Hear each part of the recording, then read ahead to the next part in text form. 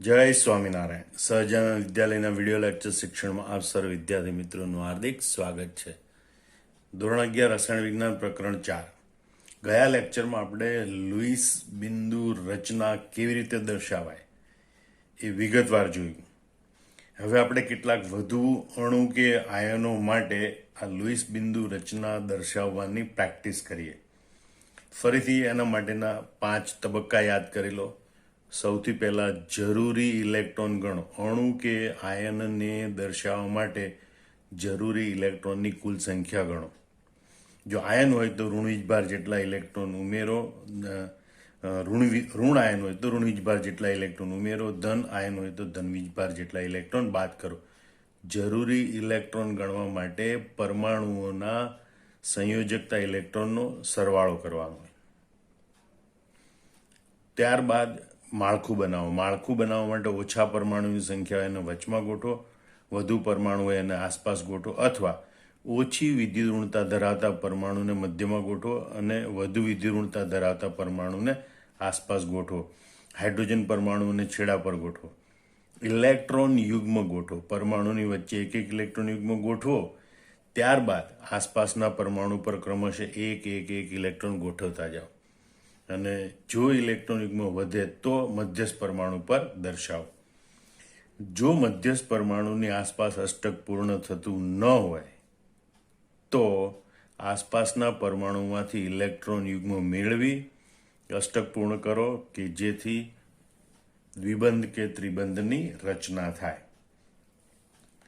આપણે એવું એક ઉદાહરણ જોઈએ. CO3 carbonate ion. તો સૌથી પહેલા આપણે જરૂરી કુલ ઇલેક્ટ્રોનની ગણતરી કરીશું. તો બરાબર કાર્બનના સંયોજકતા ઇલેક્ટ્રોન, કારણ કે કાર્બનનો એક પરમાણુ છે, કાર્બનના સંયોજકતા ઇલેક્ટ્રોન વત્તા 3 કૌંસમાં, કારણ કે ઓક્સિજનના 3 પરમાણુ છે, 3 કૌંસમાં ઓક્સિજનના સંયોજકતા ઇલેક્ટ્રોન અને વત્તા ઋણ વીજભાર હોય તો ઋણ વીજભાર જેટલા ઉમેરવા પડે એટલે ઋણ વીજભારની સંખ્યા.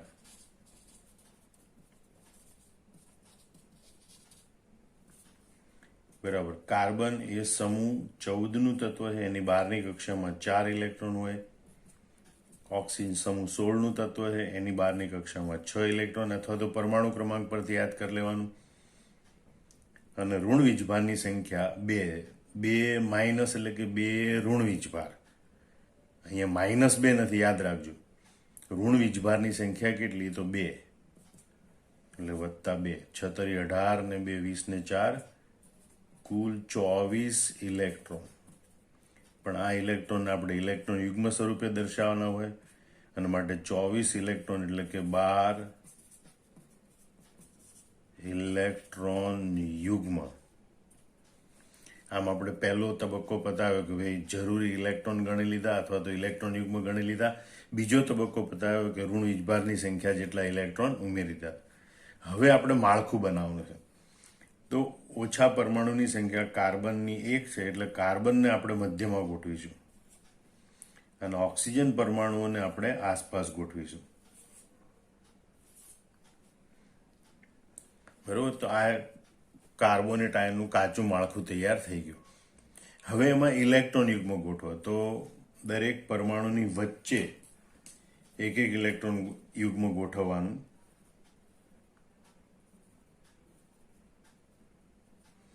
એટલે 12 ઇલેક્ટ્રોન યુગ્મ પૈકી 3 ઇલેક્ટ્રોન યુગ્મ ગોઠવાઈ ગયા. હવે દરેક ઓક્સિજન પરમાણુ પર એક ઇલેક્ટ્રોન યુગ્મ વારા પરથી ગોઠવતું જવાનું અને કુલ 12 ઇલેક્ટ્રોન યુગ્મ ગોઠવવાના. તો 1 2 3 4 5 6 7 8 9 10 11 12 ઇલેક્ટ્રોન. 12 ઇલેક્ટ્રોન યુગ્મ આમ પૂરા દોરાઈ ગયા. બરોબર. હવે એમ કરવા જઈએ તો આસપાસના જે 3 ઓક્સિજન પરમાણુ છે એની અષ્ટક રચના તો પૂર્ણ થઈ ગઈ, પણ મધ્યમાં રહેલો કાર્બન પરમાણુ છે એની આજુબાજુ 6 ઇલેક્ટ્રોન છે, એની અષ્ટક રચના પૂર્ણ થઈ નથી. એટલે આજુબાજુના 3 ઓક્સિજન પરમાણુ પૈકી કોઈ એક ઓક્સિજન પરમાણુમાંથી ઇલેક્ટ્રોન યુગ્મ 2 પરમાણુની વચ્ચે મૂકવાનું. માનો કે આપણે અહીંથી એક ઇલેક્ટ્રોન યુગ્મ વચ્ચે મૂકીએ તો રચનામાં ફેરફાર થશે. તો રચના કંઈક આ પ્રકારે થશે: સી, ઓ અને ઓ. તો અહીંયા કાર્બન ઓક્સિજન વચ્ચે જમણી બાજુ 2 ઇલેક્ટ્રોન યુગ્મ આવશે. આ ઇલેક્ટ્રોન યુગ્મ અહીંયા ગોઠવ્યું એટલે ઓક્સિજન ઉપર 2 ઇલેક્ટ્રોન યુગ્મ બાકી રહેશે. ઉપરનો ઓક્સિજન પરમાણુ છે એ અને કાર્બન વચ્ચે 1 ઇલેક્ટ્રોન યુગ્મ અને ઓક્સિજન પરમાણુ પાસે 3 ઇલેક્ટ્રોન યુગ્મ બાકી રહેશે. ડાબી બાજુનો ઓક્સિજન પરમાણુ છે એ અને કાર્બન વચ્ચે 1 ઇલેક્ટ્રોન યુગ્મ અને ઓક્સિજન પરમાણુ પર 3 ઇલેક્ટ્રોન યુગ્મ બાકી રહેશે. આમ આ પ્રકારે જે બંધારણ દર્શાવ્યું એ કાર્બોનેટ આયનનું લુઈસ બંધારણ છે. એની ઉપર 2- આયન એવું દર્શાવવું પડે. હવે એને આપણે એવો રિવાજ પડ્યો કે ભાઈ બંધકારક ઇલેક્ટ્રોન યુગ્મ છે એને આડી નાની રેખા વડે દર્શાવવાનું. તો કાર્બન અને જમણી બાજુનો ઓક્સિજન પરમાણુ છે એની વચ્ચે 2 બંધકારક ઇલેક્ટ્રોન યુગ્મ છે એટલે દ્વિબંધ દર્શાવવાનો અને 2 અબંધકારક ઇલેક્ટ્રોન યુગ્મ બાકી રહે. ઉપરની બાજુનો ઓક્સિજન અને કાર્બન વચ્ચે 1 બંધકારક ઇલેક્ટ્રોન યુગ્મ છે માટે 1 બંધ બતાવવાનો અને ઓક્સિજન ઉપર 3 અબંધકારક ઇલેક્ટ્રોન યુગ્મ છે. ડાબી બાજુનો ઓક્સિજન પરમાણુ છે એ અને કાર્બન વચ્ચે 1 ઇલેક્ટ્રોન યુગ્મ છે માટે 1 બંધ બતાવવાનો અને ઓક્સિજન પરમાણુ પર 3 અબંધકારક ઇલેક્ટ્રોન યુગ્મ છે અને કાર્બોનેટ આયનનો વીજભાર -2 છે એટલે અહીંયા 2- એવી રીતે દર્શાવવાનું. તો આ થઈ કાર્બોનેટ આયનની લુઈસ બિંદુ રચના અથવા તો લુઈસ રજૂઆત. તો આ રીતે કાર્બોનેટ આયનની લુઈસ રજૂઆત દર્શાવી શકાય છે. આજના લેક્ચરનું બીજું ઉદાહરણ જોઈએ આપણે. HNO3 nitric acid. નાઇટ્રિક એસિડનું લુઈસ બંધારણ દર્શાવો. તો સૌથી પહેલા તબક્કા પ્રમાણે જરૂરી ઇલેક્ટ્રોન ગણો. એમાં પહેલો બીજો બંને તબક્કો આવી જાય. અણુ છે એટલે માત્ર પરમાણુઓના સંયોજકતા ઇલેક્ટ્રોન ગણવાના. જરૂરી કુલ ઇલેક્ટ્રોન બરાબર હાઇડ્રોજનના સંયોજકતા ઇલેક્ટ્રોન વત્તા નાઇટ્રોજનના સંયોજકતા ઇલેક્ટ્રોન વત્તા 3 ઓક્સિજન પરમાણુ છે માટે 3 કૌંસમાં ઓક્સિજનના સંયોજકતા ઇલેક્ટ્રોન. હાઇડ્રોજનની બહારની કક્ષામાં 1 ઇલેક્ટ્રોન એટલે હાઇડ્રોજનનો સંયોજકતા ઇલેક્ટ્રોન 1. નાઇટ્રોજન એ સમૂહ 15નું તત્વ છે અથવા તો નાઇટ્રોજનનો પરમાણુ ક્રમાંક 7. એની ઇલેક્ટ્રોન રચના 2, 5 માટેના સંયોજકતા ઇલેક્ટ્રોનની સંખ્યા 5. 3 કૌંસમાં ઓક્સિજન સમૂહ 16નું તત્વ એટલે એની સંયોજકતા કોષમાં ઇલેક્ટ્રોનની સંખ્યા 6 અથવા એનો પરમાણુ ક્રમાંક 8. ઇલેક્ટ્રોન રચના 2, 6 માટે સંયોજકતા ઇલેક્ટ્રોનની સંખ્યા 6 બરાબર 6 તરી 18 ને 5 23 ને 1 24 ઇલેક્ટ્રોન. મતલબ HNO3 ની લુઈસ રચના દર્શાવવા માટે 24 ઇલેક્ટ્રોન જરૂરી છે એટલે કે 12 ઇલેક્ટ્રોન યુગ્મ જરૂરી છે.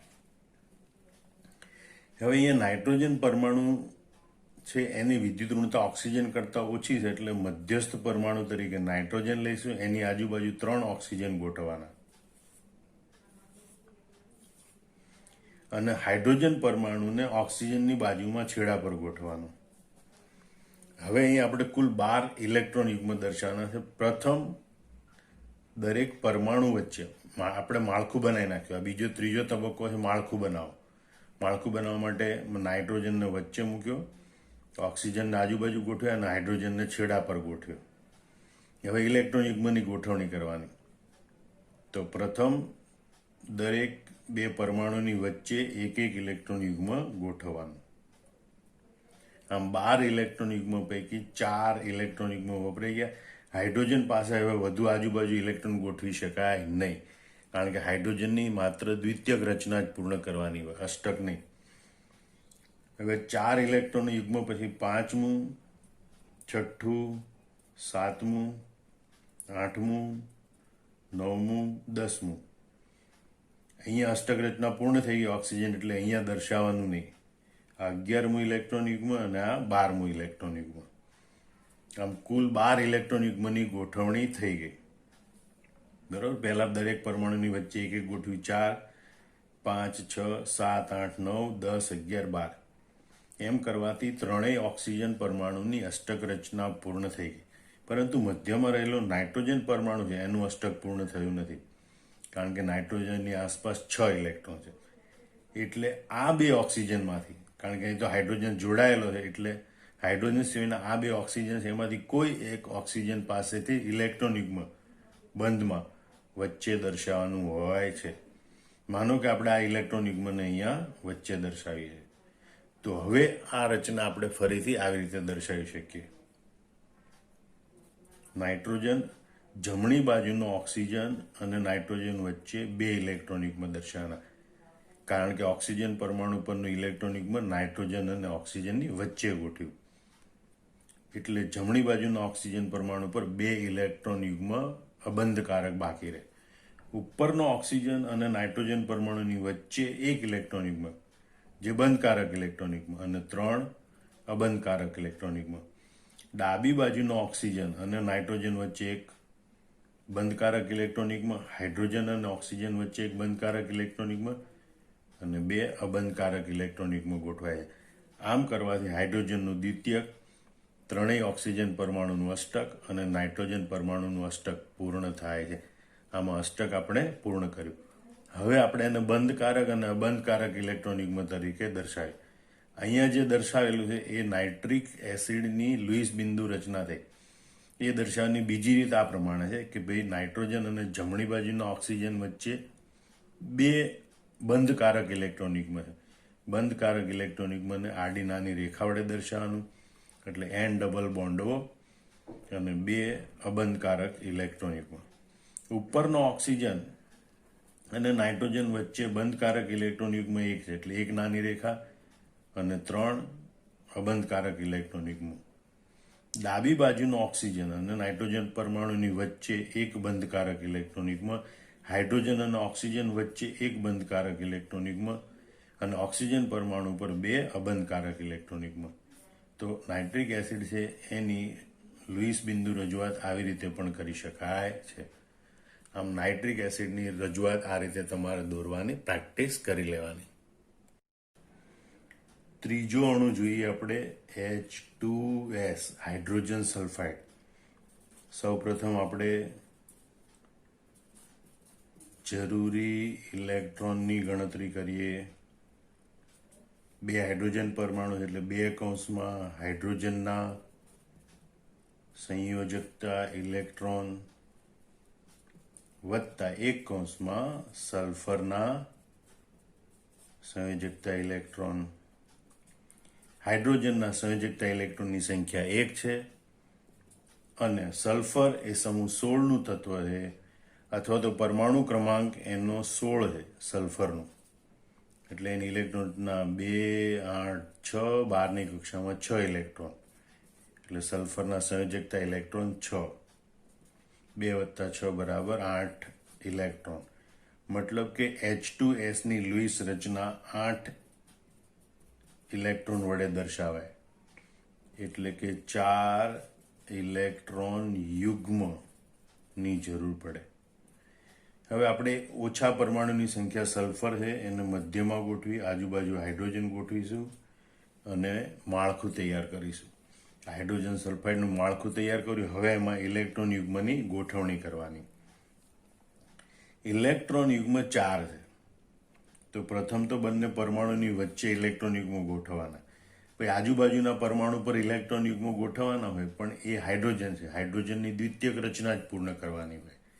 એટલે ત્યાં હવે વધારાના ઇલેક્ટ્રોન ગોઠવવાના નથી. તો હવે બાકી વધ્યા એ ઇલેક્ટ્રોન મધ્યસ્થ પરમાણુ પર ગોઠવવાના. એટલે 1 ઇલેક્ટ્રોન યુગ્મ, આ બીજું ઇલેક્ટ્રોન યુગ્મ, આ ત્રીજું ઇલેક્ટ્રોન યુગ્મ અને આ ચોથું ઇલેક્ટ્રોન યુગ્મ. આમ H2S છે એમાં સલ્ફર પરમાણુની અષ્ટક રચના પણ પૂર્ણ થાય છે અને બંને હાઇડ્રોજન પરમાણુની દ્વિતીયક રચના પૂર્ણ થાય છે. તો આ રીતે H2Sનું લુઈસ બંધારણ દર્શાવી શકાય. હવે જોઈએ કે જમણી બાજુનો હાઇડ્રોજન અને ડાબી બાજુનો હાઇડ્રોજન છે, એમની વચ્ચે એક એક બંધકારક ઇલેક્ટ્રોન યુગ્મ છે. એટલે એમની વચ્ચે એક આડી નાની રેખા દર્શાવી અને સહસંયોજક એકલ બંધ દર્શાવવાનો.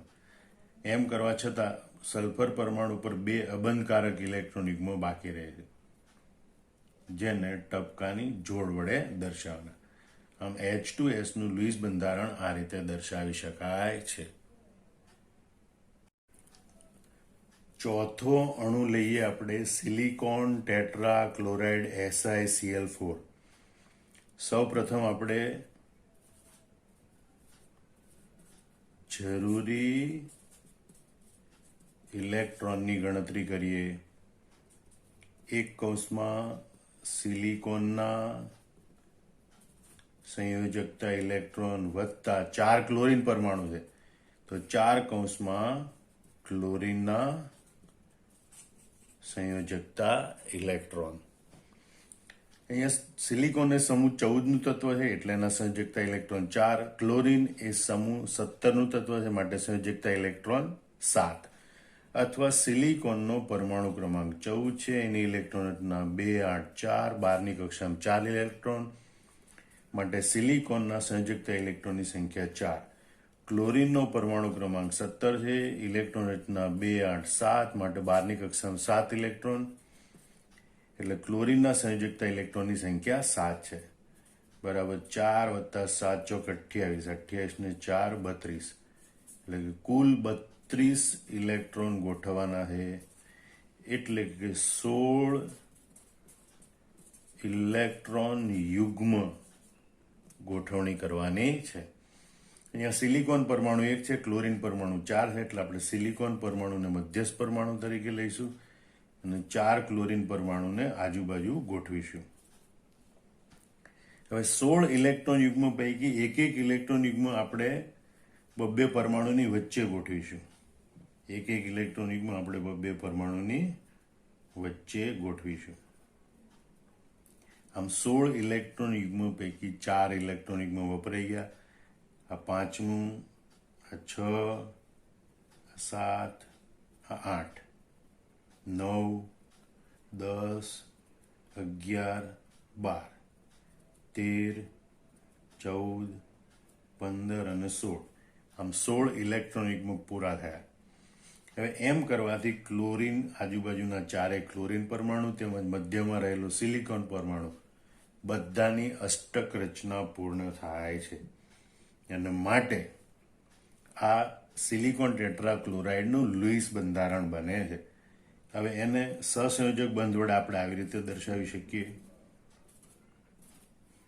દરેક ક્લોરીન પરમાણુ અને સિલિકોન પરમાણુ વચ્ચે એક એક બંધકારક ઇલેક્ટ્રોન યુગ્મ છે, એટલે દરેક વચ્ચે સહસંયોજક એકલ બંધ દર્શાવવાનો અને દરેક ક્લોરીન પરમાણુ પર 3 અબંધકારક ઇલેક્ટ્રોન યુગ્મ છે. અને માટે દરેક ક્લોરીન પરમાણુ પર 3 અબંધકારક ઇલેક્ટ્રોન યુગ્મ દર્શાવવાના હોય છે.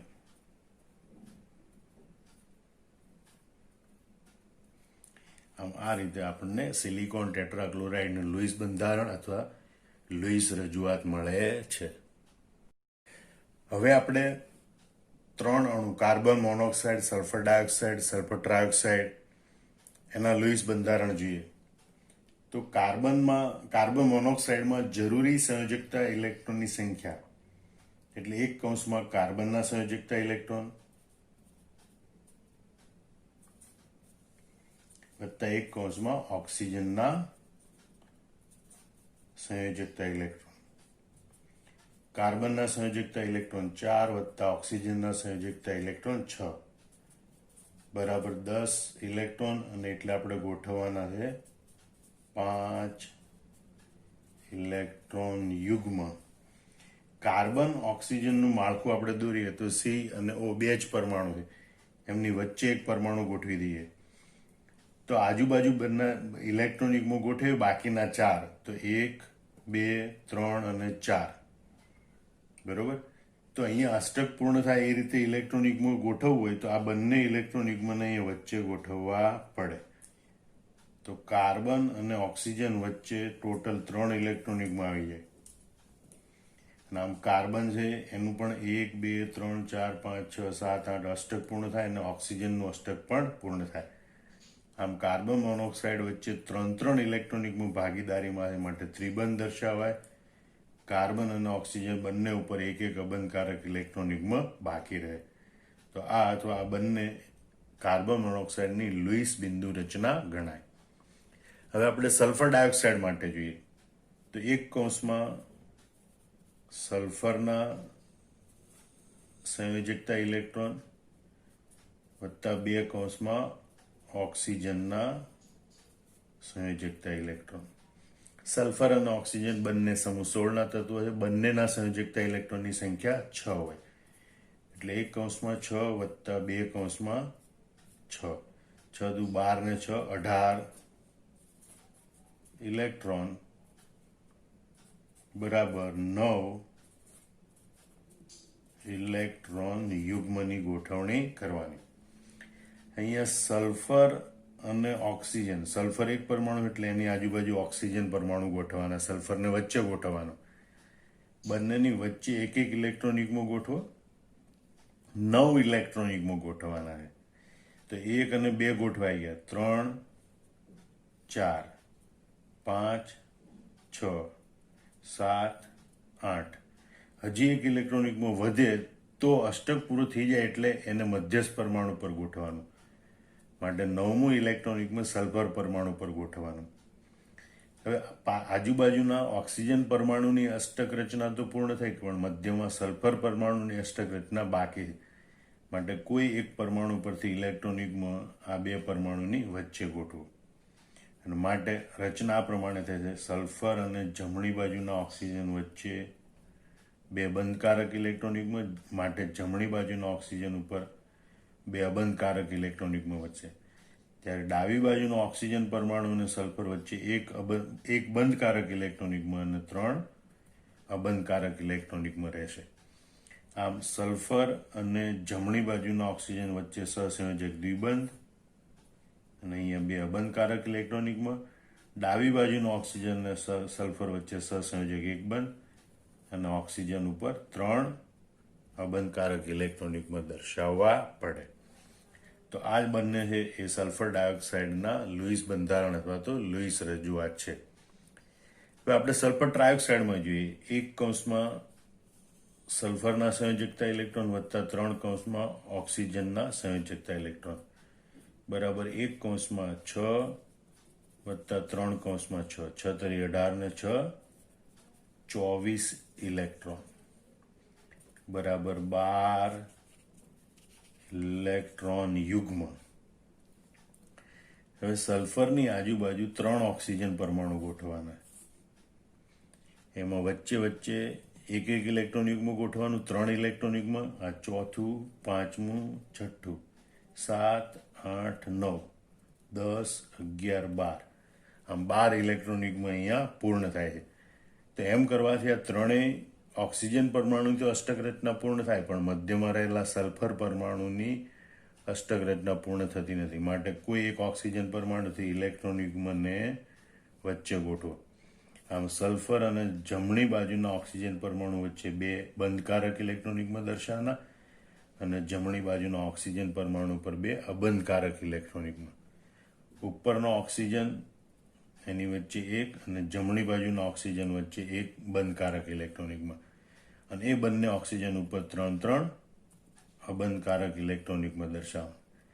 આમ સલ્ફર ટ્રાયોક્સાઇડની ઇલેક્ટ્રોન રચનામાં સલ્ફર અને જમણી બાજુના ઓક્સિજન પરમાણુ વચ્ચે સહસંયોજક દ્વિબંધ, ઉપરના પરમાણુ વચ્ચે સહસંયોજક એક બંધ અને ડાબી બાજુના પરમાણુ વચ્ચે સહસંયોજક એક બંધ. નજીક દોરાઈ ગયું થોડું. હવે આ ઓક્સિજન પરમાણુ પર 2 અબંધકારક ઇલેક્ટ્રોન, ઉપરના ઓક્સિજન પરમાણુ પર 3 અબંધકારક ઇલેક્ટ્રોન યુગ્મ અને ડાબી બાજુના ઓક્સિજન પર 3 અબંધકારક ઇલેક્ટ્રોન યુગ્મ. આમ આ રીતે અથવા આ રીતે સલ્ફર ટ્રાયોક્સાઇડની લુઈસ રજૂઆત દર્શાવી શકાય છે. આમ આ બધા જુદા જુદા જે અણુ કે આયનો હોય એની લુઈસ રજૂઆત આ રીતે દોરવાની પ્રેક્ટિસ કરવાની. પણ યાદ રાખજો, મોટા ભાગના અણુ કે આયનો આ રીતે દર્શાવી શકાય છે, પણ આ તબક્કાઓ જે દર્શાવાય એના અપવાદરૂપ પણ ઘણી બધી ઘટનાઓ છે. એટલે પછીના લેક્ચરમાં આપણે આવી અપવાદરૂપ જે લુઈસ બિંદુ રચનાઓ હોય એને પણ આપણે જોઈશું. પણ એ ખાસ કરીને આપણે સહસંયોજક બંધ અથવા સવર્ગ સહસંયોજક બંધ ભણી જઈએ ત્યાર પછી એ રચનાઓ આપણે જોઈશું. જય સ્વામિનારાયણ.